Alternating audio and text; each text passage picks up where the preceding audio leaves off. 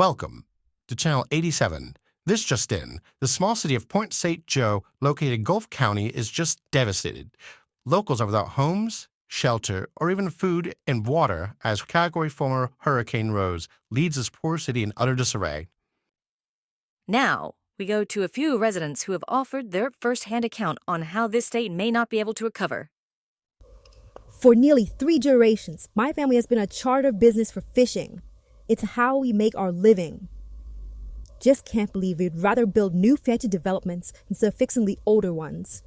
It's my home, not a vacation getaway and nothing more.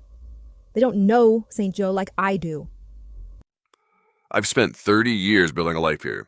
Now, crazy high costs are forcing me to move out. It's not just my home, it's our community's culture and history that's vanishing.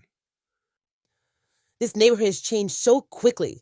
My family roots run deep here. The new condos and shops are appearing everywhere, and the sad part is none of it's affordable for locals or like people like me. We are losing our spot in our own hometown. I grew up here, but I don't know if I can stay here. I don't make enough money. The airport's been making the city accessible for higher classes of people like billionaires and such, but it's impossible for us young local people to actually live here in North Port St. Joe. I might have to find a new place to live.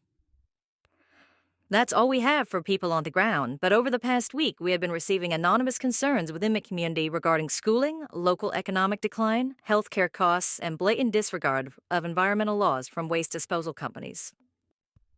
A high school junior student said, I miss discussing ideas with classmates and getting instant feedback from teachers. Online learning feels so impersonal. A parent of a 7th grader also stated, online education's convenience is overshadowed by its inability to replace human connection. My son is just struggling. A downtown cafe owner stated, local businesses are suffering when students stay home. We need vibrant schools to attract families and stimulate our economy. An old resident from the Wary rundown community stated that they had a lot of vibrant shops and centers, and today they have all just disappeared. A worried citizen also stated that St. Joe used to be one of the most lively areas in the community. A lot has changed. As a lifelong resident of this community, I've watched with growing concern as economic growth has widened the gap between our neighbors. My friend Sarah, a single mother of 2, works 2 jobs but still struggles to make ends meet, while just across town, luxury developments are springing up at a dizzying pace. An old Navy captain shared a story of, as a father of 3, I've had to make the gut-wrenching decision to skip my own doctor appointments so we can afford my children's asthma medication. My neighbor, Miss Rodriguez, recently confided to me that she's been rationing her insulin because the cost has skyrocketed, forcing her to choose between managing her diabetes and paying rent.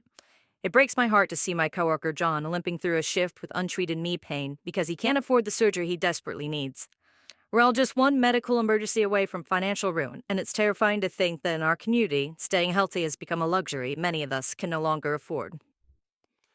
A distressed botanist regarding the return to the liquid natural gas company claims, growing up, I watched my grandfather tend to our family garden with pride, but now I can't even let my kids play in our own backyard due to the toxic runoff from the new factory down the road.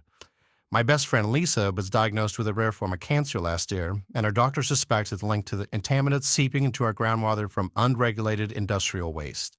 It's just heartbreaking to see more and more of my neighbors falling ill, and I can't help but wonder if the cluster of unexplained deaths in our community is connected to the poison being pumped into our environment. Together, we can fight for equitable growth, accessible healthcare, and environmental protection. It won't be easy, but for the sake of our children and the future of our community, we must take action now. Will you join us in this crucial fight for our home and our lives? We'll be back after this break.